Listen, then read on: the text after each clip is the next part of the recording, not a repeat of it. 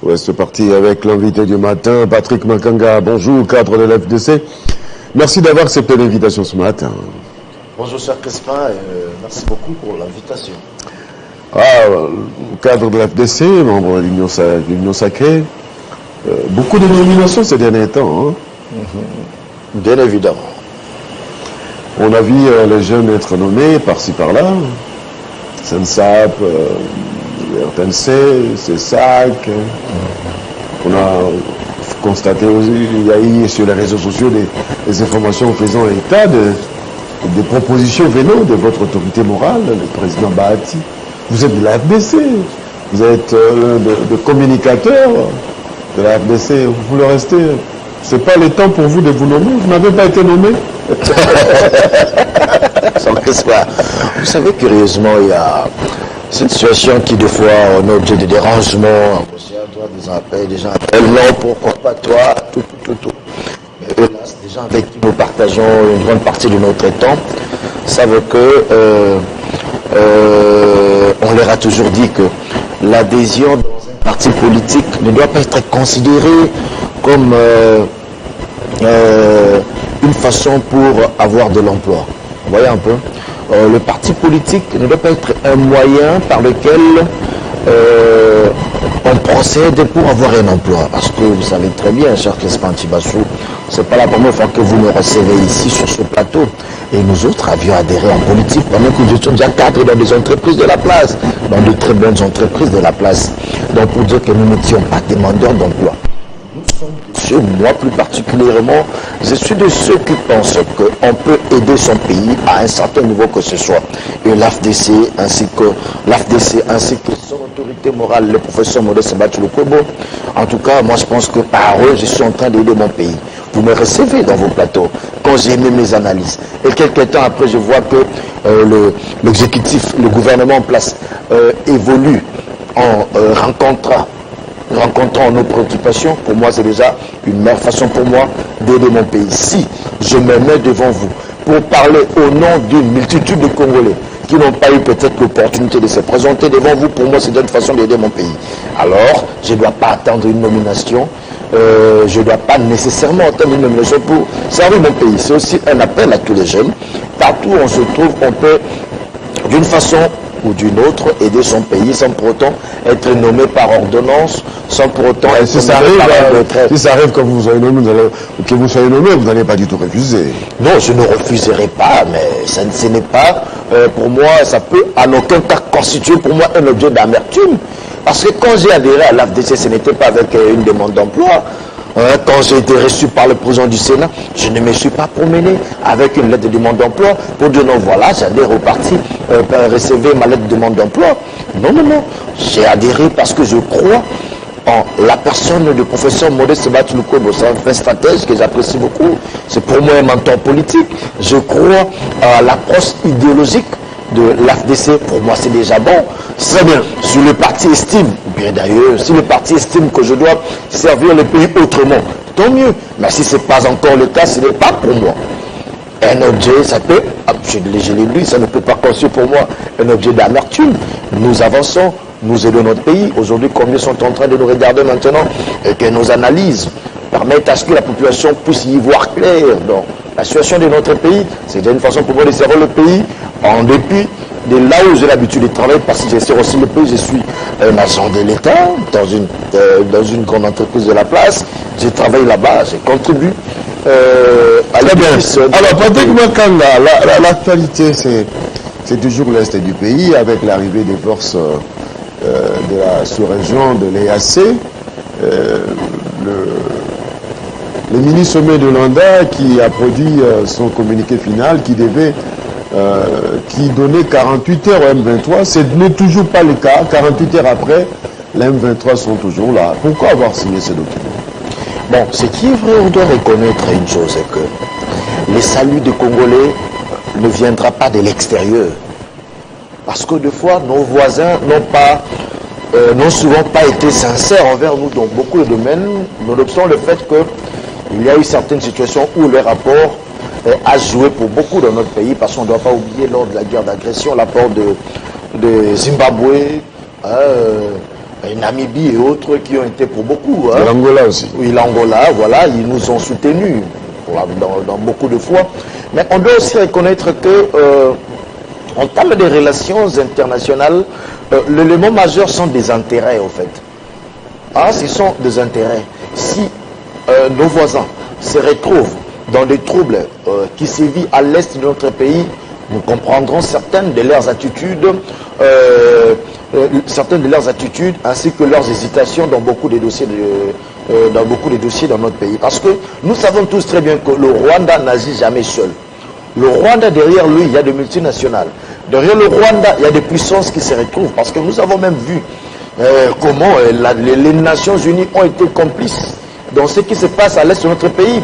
Prévenez le chef d'État quand il est allé du haut de la tribu des Nations Unies, il a demandé au président du Conseil de sécurité à mettre à la disposition de tous les membres les rapports des experts des Nations Unies qui attestent noir sur blanc que le Rwanda nous agressait. Nous avons vu la léthargie connue pour l'avancement dans ce sens-là. Donc cela prouve à suffisance que le Rwanda n'agit jamais seul. Mais face à tout ce qui se passe, notre salut ne viendra que de nous-mêmes. De par ce sursaut patriotique, de par cette renaissance de l'esprit nationaliste qui fera en sorte que nous, Congolais, puissions faire un bloc contre nos détracteurs communs. Voilà. Face à la situation de l'Est, nous savons tous très bien que le Rwanda aura du mal à nous laisser tranquilles. Pourquoi? Parce qu'au Rwanda, le Rwanda a un problème démographique. Le Rwanda, la population rwandaise se multiplie après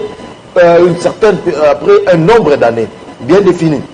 Ça se multiplie fois 2. Et que quand un petit pays comme le Rwanda voit sa population augmenter, c'est comme je dis, les problèmes démographiques, donc ils auront toujours l'œil en République démocratique du Congo, parce qu'ils voient chez nous, nous avons des terres, des fois inexploitées, inutilisées. Donc, cette envie-là, ce vouloir-là hégémonique habitera toujours le Rwanda aussi longtemps qu'il fera face aux problèmes qu'il a. Raison pour laquelle nous devons nous faire un bloc au niveau interne pour bloquer ces gens-là qui ont tendance à nous déstabiliser, qui ont tendance à chaque fois, qui se sont donné l'habitude de déranger notre pays. Alors, doit-on faire confiance aux forces sous-régionales ou non? Moi, je vous dis, quand j'ai dit tantôt, Cher Crespin, j'ai dit que le salut des Congolais ne viendra pas de l'extérieur. Moi, je pense que la plus grande confiance nécessite à être placée d'abord en nous, les Congolais que nous sommes, derrière notre commandant, derrière le commandant suprême de nos forces armées.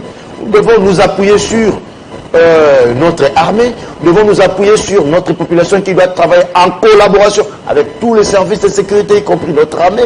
Nous devons nous appuyer sur le commandant suprême de FARDC. C'est comme ça, ce n'est que sur cette lancée qu'on peut espérer obtenir quelque chose. Compter sur les autres, c'est bien, mais il faut d'abord, à notre niveau, que nous puissions, d'abord au niveau interne, que nous puissions travailler comme un bloc, comme j'aime bien le dire, comme un bloc inextricable, afin que nous puissions compter sur qui que ce soit. Mais pourquoi vous êtes des unions sacrées? Alors, c'est que vous voyez de mauvais œil le fait que les autorités congolaises aient signé l'adhésion à l'EAC et l'acceptation de l'arrivée des troupes de l'EAC sur le sol congolais? Notre adhésion à l'EAC n'est pas en soi, l'adhésion n'est pas mauvaise en soi. Mais ce qui est curieux, c'est de comprendre ce manque de franchise qu'il y a entre pays membres de l'EAC. Vous savez, je vous dirais, face à la mondialisation, l'intégration régionale, je vous dis, l'intégration régionale revêt un caractère impérieux. Raison pour laquelle les pays africains devraient, surtout nous de la région, on devrait déjà nouer des liens de confiance entre populations, entre gouvernements et autres. Je reviens vers vous. Nous recevons Patrick Makanga, cadre de l'AFDC, communicateur de son État. Patrick Makanga, la RDC, comme je le disais tantôt, a signé son adhésion à l'EAC avec l'acceptation d'engager les troupes de l'EAC dans la guerre, dans la résolution de la situation d'insécurité dans l'Est de la République démocratique du Congo, est-ce que c'était une décision réfléchie ou c'était où la RDC est partie plein pied, s'est donnée dans un piège? Alors, ce qui est vrai, nous devons, la République démocratique du Congo, adhérer à toutes les organisations au niveau régional allant dans le sens à créer une éclosion. Parce que, je l'ai dit tantôt, que face à la mondialisation, l'intégration régionale revêt un caractère impérieux. Alors, quand nous parlons de l'intégration régionale, donc, l'intégration régionale en soi est une question de géopolitique. L'intégration régionale nécessite, qui du reste est notre avenir, parce que tous les pays, notre avenir est lié, nécessite à ce que nous puissions nouer des liens de confiance entre populations, entre gouvernements, de telle enseigne que nous puissions travailler ensemble pour le développement de nous tous. Parce que notre région est la région la moins sous-développée des autres. Adhérer dans de telles organisations, en tout cas, ne peut qu'être une bonne chose. Mais ce qui est peut-être à déplorer, là où je pourrais vous rencontrer, ou soit là où je pourrais comprendre, là où est venue cette question, c'est le fait que non, nous faisons face aux gens qui ne sont pas sincères. Ils ne sont pas sincères, pourquoi? Parce que ces gens-là travaillent au solde de détracteurs, au solde des gens qui ruinent la République démocratique du Congo. C'est ce qui enlève, extirpe en est la sincérité dans la façon de faire les choses. Donc, c'est ce qui enlèverait même de la saveur dans l'existence de ces organisations, par exemple l'EAC. Au sein de l'EAC, nous avons le Rwanda, nous avons le Burundi, nous avons l'Ouganda. Donc, des pays qui, des fois, font la police des gens qui ruinent la République démocratique du Congo pour qu'eux se retrouvent dans des miettes. Parce que si aujourd'hui, le Rwanda se retrouve, entre autres, c'est grâce, ou soit à cause, c'est grâce au sang des Congolais qui coule dans la partie Est. C'est de ça même que M. Paul Kagame a basé sa politique. Il tue les gens en RDC pour donner quelque chose au Rwanda. Et cette politique-là, M. Kagame doit savoir qu'il risque de faire payer aux Rwandais des années plus tard, de faire payer à la population rwandaise ses erreurs politiques. M. Paul Kagame, sa politique aujourd'hui, influençant l'insécurité en République démocratique du Congo, où la population congolaise en est consciente aujourd'hui, risque de faire payer à la population rwandaise dans les générations plus tard. Parce qu'aujourd'hui, il y a en quelque sorte de l'antipathie. Voilà. Il y a de l'antipathie. Ouais. Juste par le fait d'écouter, d'entendre parler du Rwanda et le Rwandais. C'est chose que nous ne souhaitons pas, raison pour laquelle la population rwandaise doit prendre des dispositions pour chasser Kagame.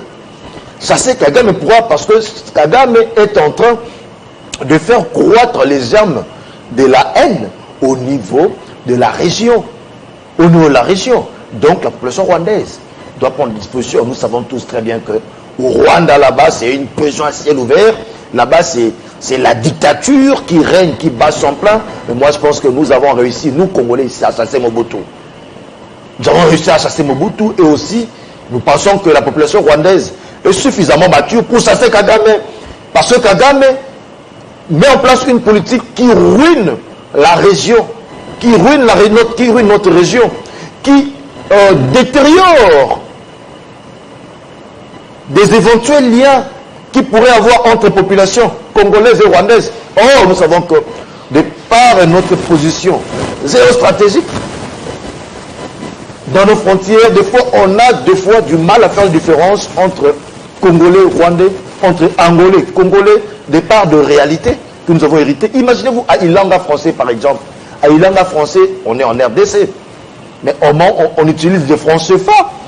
Vous verrez un pêcheur qui a des femmes, qui a une femme de l'autre côté, il a une femme de l'autre côté. Donc pour dire que ces histoires-là maintenant risque, donc cette réalité culturelle de la République catholique du Congo est aujourd'hui mise en cause à cause de la politique de M.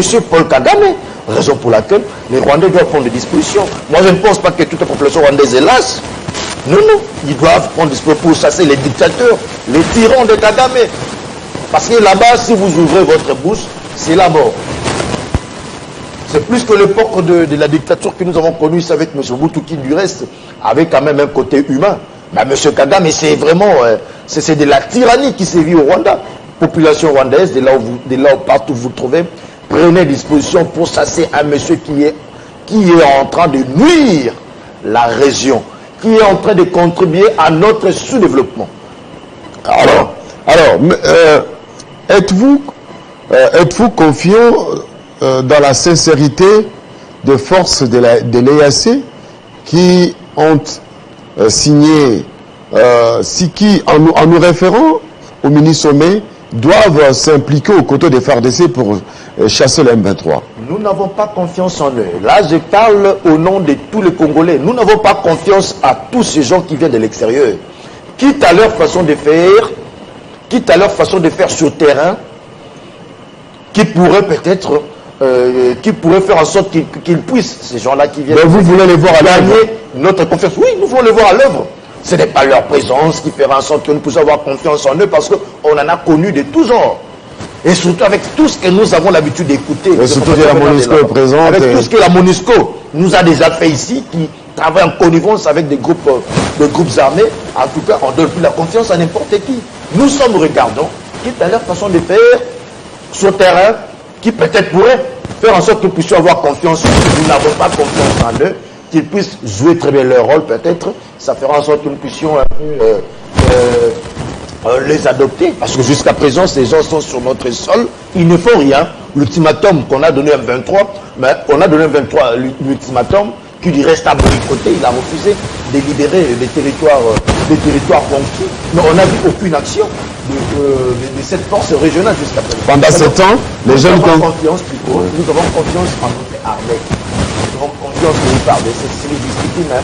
Là, alors, vous êtes très aimé dans le district de la Tchangou.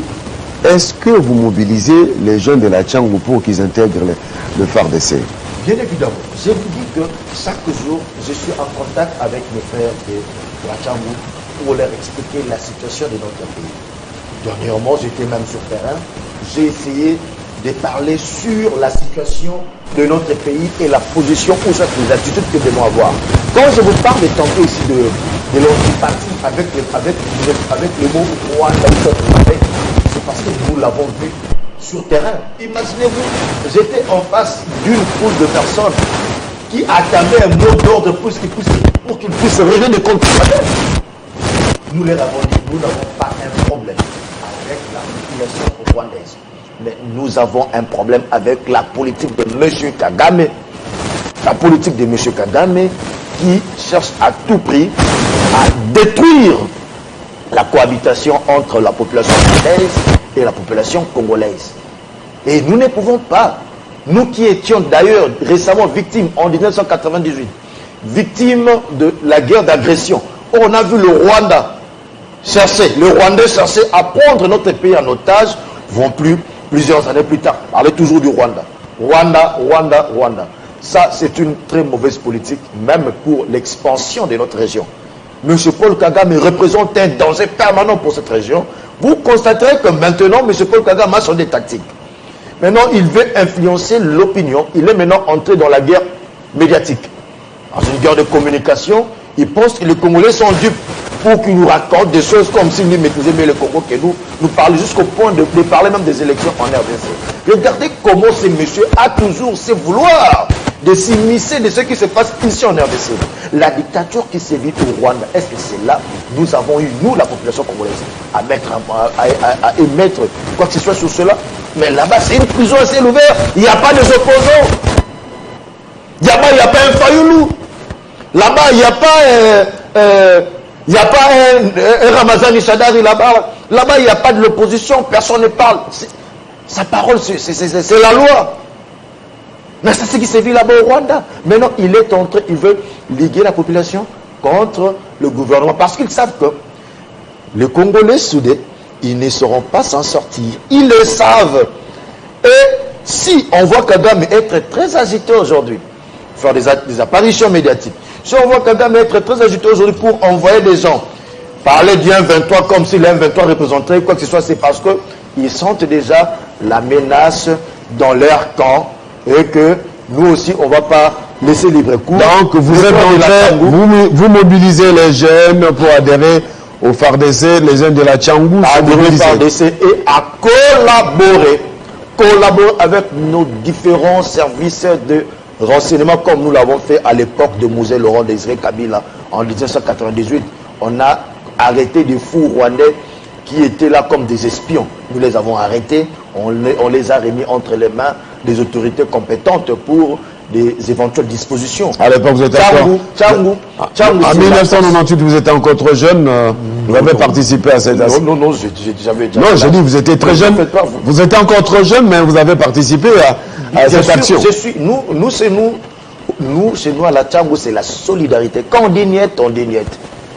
Quand on dit niet, on dit... Vous constaterez même que non, pour la plupart des politiciens, donc, pour réussir une marche, ils doivent aller d'abord à la Tchangou pour que c'est là... La mobilisation du peuple congolais. Nous sommes des patriotes. Voilà. Massina, c'est la commune patriotique baptisée par le feu Moussé Laurent Désiré Kabila. C'est ce qui nous a valu même le marché de la liberté aujourd'hui. Très bien. Même si c'est mal géré par l'administrateur, en complicité avec M. Ngobila et M. Junior Nembalemba, qui est le président de la Ligue des jeunes de parti de M. Alors, Ngobila. donc, la mobilisation, tous azimuts des jeunes s'impose.